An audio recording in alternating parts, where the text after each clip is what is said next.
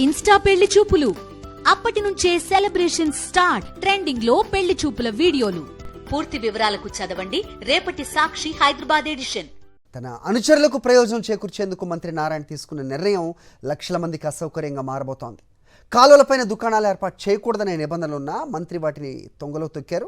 గత ప్రభుత్వం చేసిన అభివృద్ధిని కొనసాగించకుండా తన వారికి ప్రయోజనం కలిగేలా నారాయణ ఒంటెద్దు పోకడలతో వ్యవహరిస్తున్నారు. మంత్రి వ్యవహారంపై పలు వర్గాల నుంచి తీవ్ర వ్యతిరేకత వ్యక్తమవుతోంది. నెల్లూరు జిల్లాలో ప్రసిద్ధి చెందిన పల్లిపాడు గాంధీ ఆశ్రమానికి వెళ్లాలన్నా, బీచ్కు వెళ్లాలన్నా అదే ప్రధాన రోడ్డు. అంతేగాక నెల్లూరు సిటీ, రూరల్, కోవూరు నియోజకవర్గాల ప్రజల రవాణాకు అత్యంత కీలకమైన రహదారి అది. దాని అవసరాన్ని గుర్తించిన గత వైఎస్ఆర్సీపీ ప్రభుత్వం కోట్ల రూపాయలు వెచ్చించి రోడ్డును విస్తరించింది. ఆక్రమణలు తొలగించి అక్కడ నివసించే వారికి ప్రత్యామ్నాయం చూపింది. సెంట్రల్ లైటింగ్ ను ఏర్పాటు చేసి వాకింగ్ ట్రాక్ కోసం కొంత స్థలాన్ని కేటాయించారు. ఈ ప్రభుత్వం వచ్చిన తర్వాత వాళ్ళ అనుచరులకు నారాయణ గెలుపు కోసం గత ఎలక్షన్లప్పుడు ఎవరైతే అభివృద్ధి గెలుపు కోసం కృషి చేశారో వాళ్ళకి లబ్ధి చేకూరే విధంగా షాపులు పెట్టేసి ఆ షాపుల్ని వాళ్ళ అనుచరులకు ఇవ్వాలని చెప్పేసి భావిస్తా ఉన్నారు. ఇదే కానీ జరిగితే ఇప్పుడున్న ట్రాఫిక్ రెండింతలు ట్రాఫిక్ పెరగద్ది. కాగా ప్రస్తుతం అధికారంలో ఉన్న కూటమి సర్కార్ గత ప్రభుత్వం చేసిన అభివృద్ధిని కొనసాగించకుండా నిర్లక్ష్యం వహిస్తోంది. తన వారికి దోచిపెట్టే స్కీమ్కు మంత్రి నారాయణ తెరలేపారు. వాకింగ్ ట్రాక్ కోసం వదిలిన స్థలంలో తమ కార్యకర్తల కోసం దుకాణాలు ఏర్పాటు చేయిస్తున్నారు. గత ఎన్నికల్లో తన గెలుపు కోసం పనిచేసిన వారికి అప్పనంగా అప్పగించేందుకు వీటిని నిర్మిస్తున్నారు. ప్రజలకైతే తీవ్రమైన ఇబ్బంది కలిగే పరిస్థితి ఉంది. నారాయణ గారు అభివృద్ధి అంటే ప్రజలను మెప్పించి చేయాలా, అదే అంటే దీన్ని మీరు పార్కులా తయారు చేసి దీన్ని ప్రజలకి ఉపయోగపడేలా చేయాలి. కానీ దీన్ని ఆక్రమణ మీ వాళ్ళే దగ్గర నుంచి చేస్తూ ఉంటే ఇంకా ప్రజలకు మనం ఏం నేర్పిస్తున్నాం?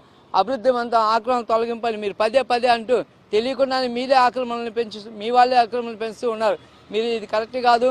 కంటైనర్ విధానంలో ఒక్కో కంటైనర్లో 4 దుకాణాలు వచ్చేలా తయారు చేసి మైపాడు గేట్ సెంటర్లో ఏర్పాటు చేస్తున్నారు. రోడ్డుకు జాఫర్ సాహెబ్ కాల్వా రీటైనింగ్ వాల్ మధ్యలో వీటిని ఓపెన్ చేసేందుకు ప్రయత్నిస్తున్నారు. ఈ నిర్ణయంతో ఆ ప్రాంతంలో ట్రాఫిక్ సమస్య ఉత్పన్నమవుతుంది. సమీప ప్రాంతాల ప్రజలు తీవ్ర ఇబ్బందులు పడే అవకాశం ఉంది. గత ప్రభుత్వం 12 కోట్ల రూపాయల వ్యయంతో ఈ మైపాడ్ రోడ్డును అభివృద్ధి చేసింది. గ్రీనరీ కోసం నిధులు కూడా విడుదల చేసింది. కాగా ఎన్నికలు రావటంతో ఆ కార్యక్రమం అర్ధాంతరంగా ఆగిపోయింది. ఇది తెలిసిన వెంటనే మేము కమిషనర్ని కలిసాము, మిగిలిన అధికారులందరికీ కూడా రిప్రజెంటేషన్స్ ఇచ్చాం. కమిషనర్ గారు కూడా రెస్పాండ్ అయినాడు.